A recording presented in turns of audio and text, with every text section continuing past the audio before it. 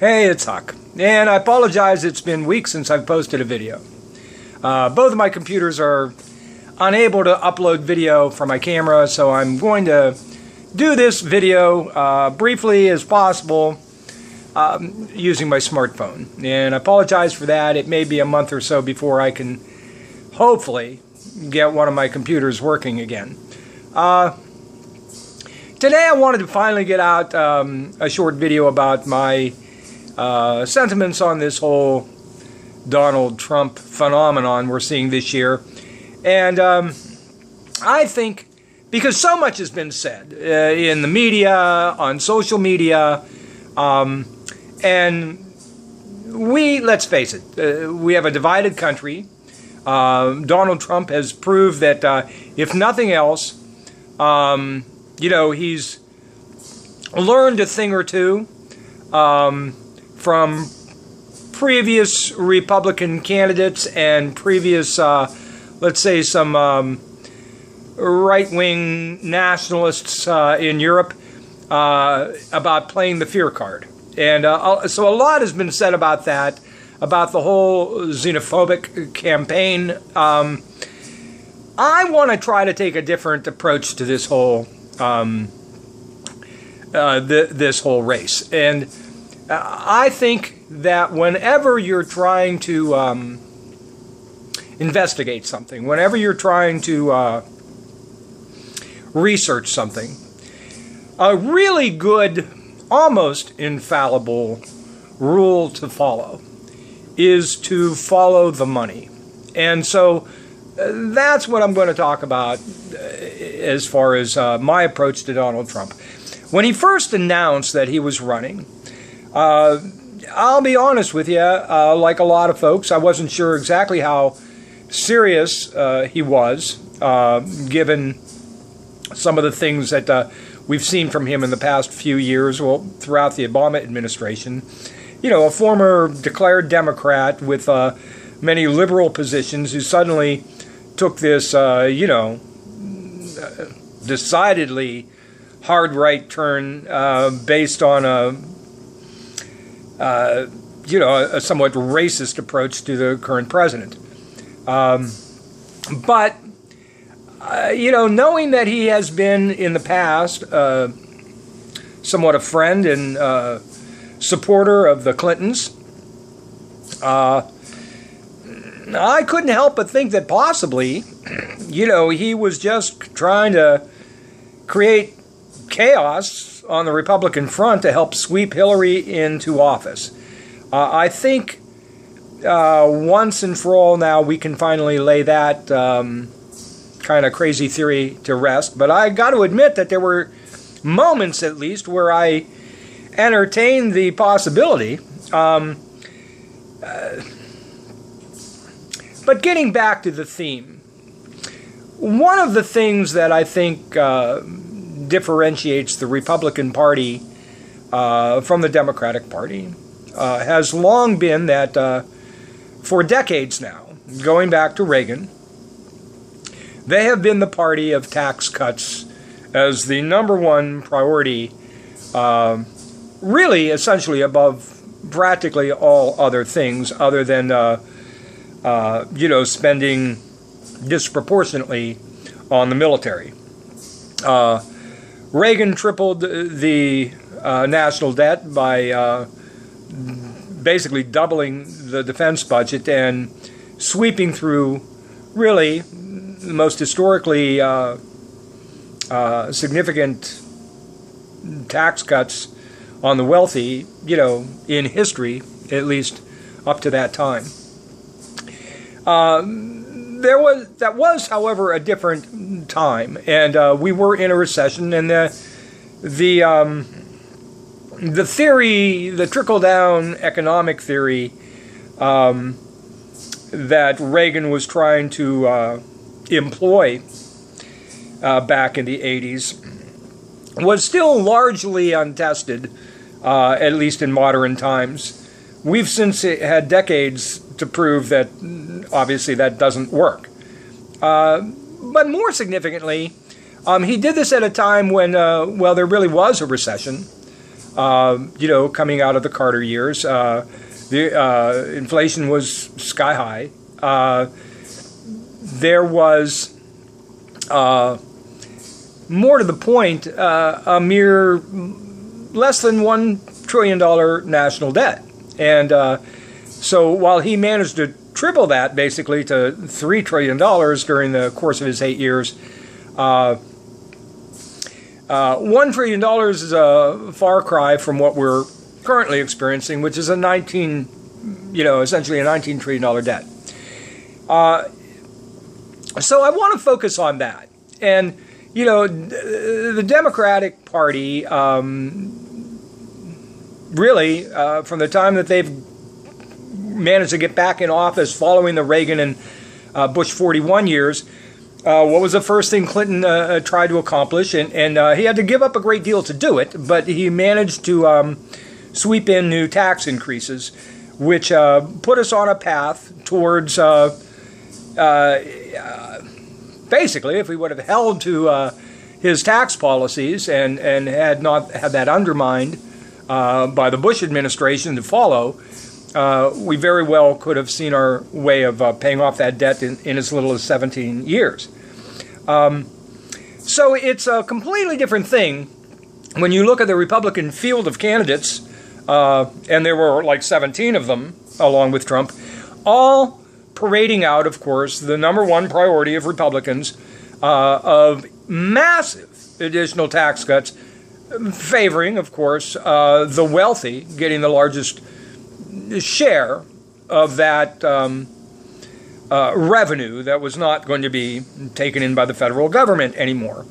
So it's one thing to do that when the economy is really in the dumpers, and trickle-down economics is, somewhat an untested theory. It's a completely different thing altogether to call for that kind of massive double down on tax cuts when you're facing a $19 trillion debt and the economy is at least moving forward. And, 14 million jobs have been created in the private sector over the last 7 years of the Obama administration.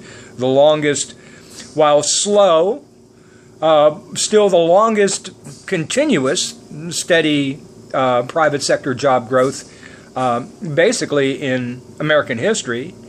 So it's I think, to get a grasp of what Donald Trump's tax policy is, I think tells us all we need to know about the Trump candidacy.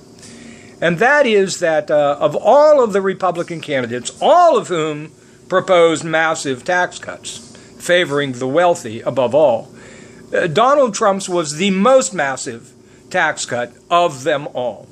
And while he's signaled that he's willing to pare that down somewhat, he's still on record of calling for basically a $1 trillion tax cut per year. I mean, that's what it would add to the deficit. Now, to put that into some perspective, keep in mind that of the revenue that the federal government takes in and uses to pay, the bills, about $1.2 trillion of that revenue is used on what we call discretionary spending. That is, spending that is not specifically earmarked and can only be used in certain spending areas. So, for instance, the payroll tax you pay for Medicare, the Social Security tax that you pay for your Social Security, the excise tax you pay for gasoline, the sin taxes you pay for alcohol and tobacco, perhaps, where you live. Those are all taxes that are earmarked with the funding coming from those taxes specifically targeted towards certain things, or at least they're supposed to be. But discretionary income pays for a pretty big assortment of what the federal government does, including all of its official functions, from military spending, NSA funding, TSA funding, Homeland Security funding, education, energy, our national parks, including, a lot of things that, for instance, we spend nearly $700 billion a year just on national defense. And Trump's giveaway, his proposed tax cuts would equal, essentially, the entire annual spending on discretionary areas of our budget. That includes the entire military budget. That includes, everything we spend on national defense, everything we spend on energy, on education.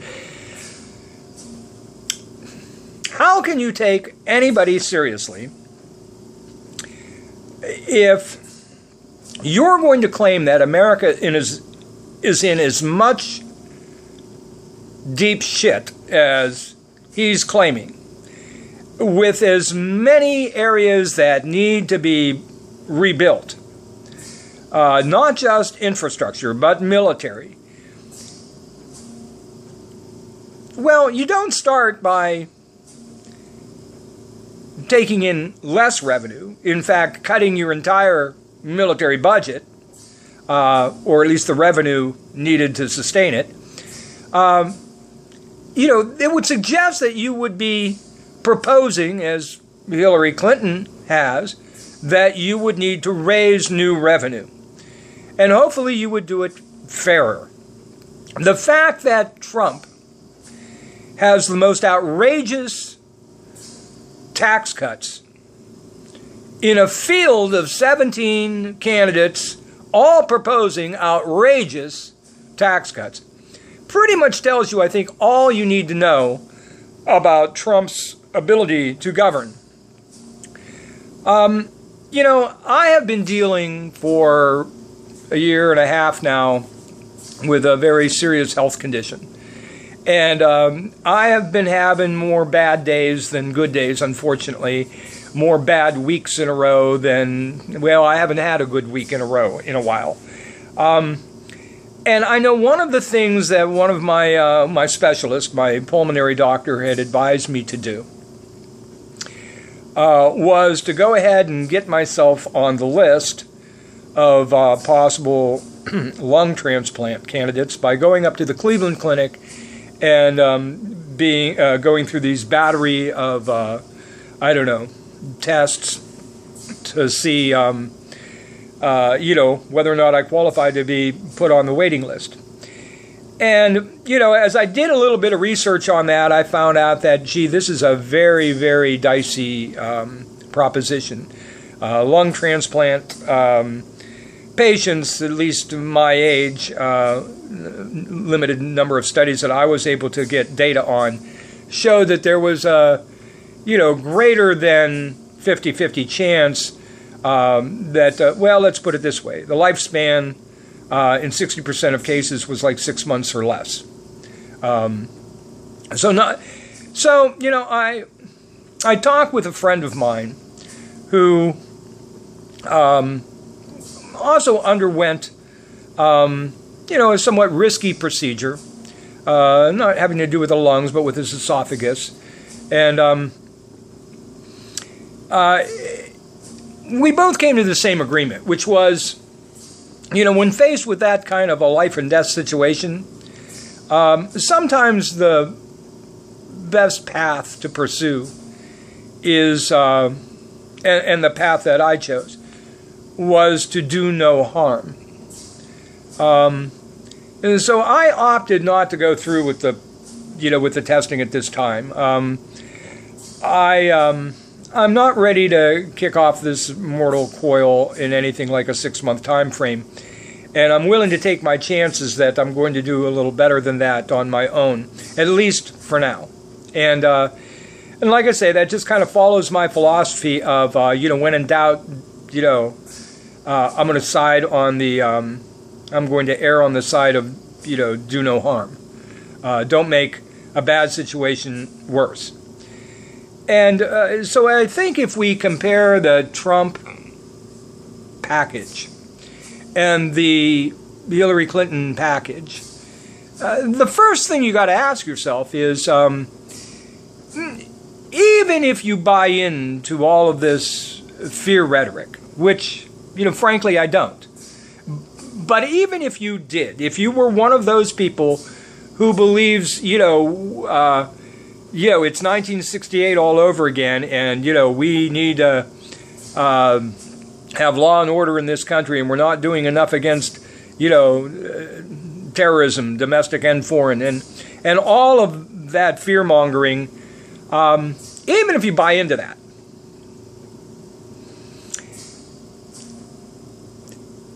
which path is going to be most likely of being able to successfully deal with that concern?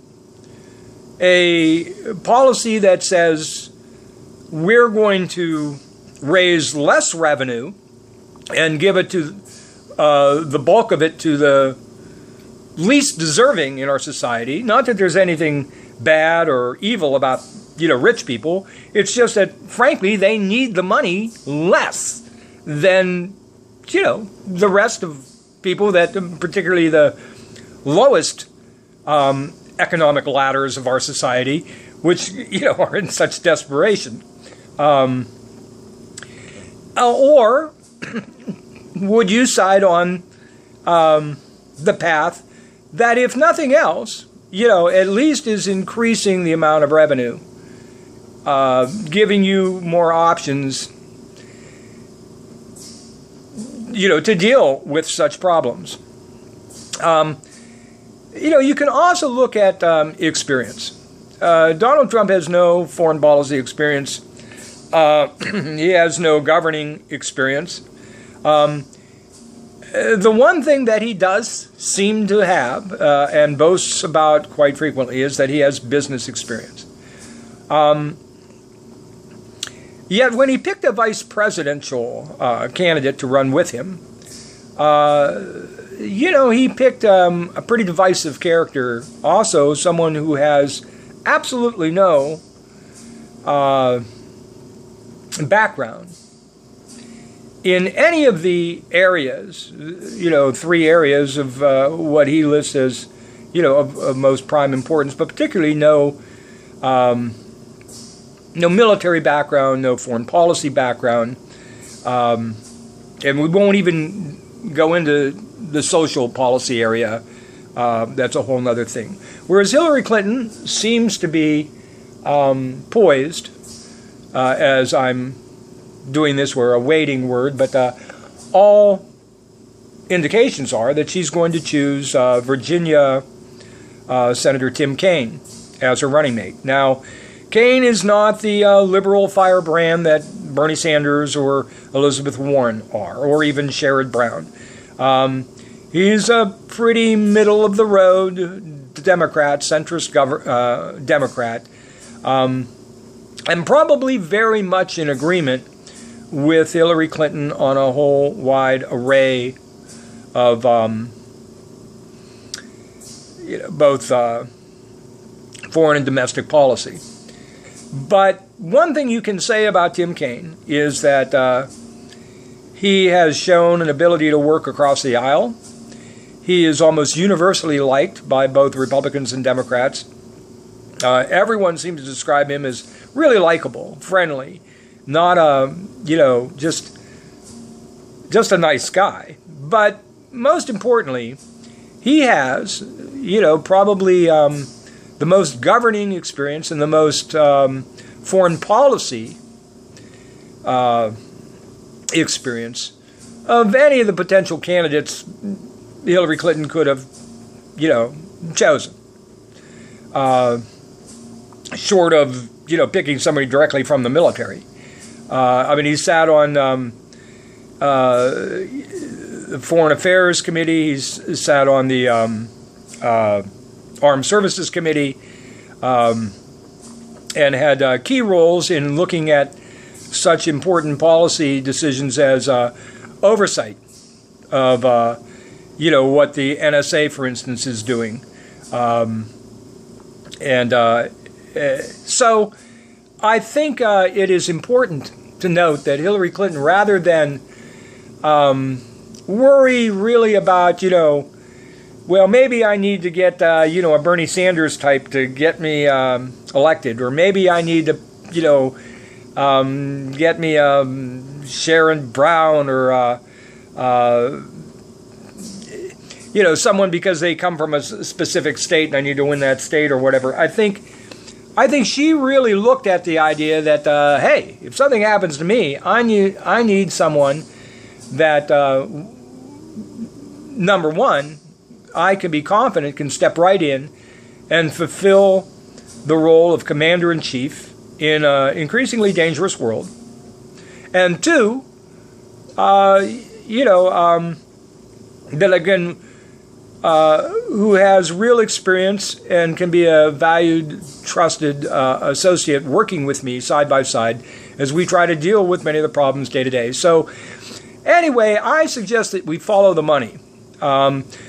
Anybody that proposes a tax policy like Trump is basically shown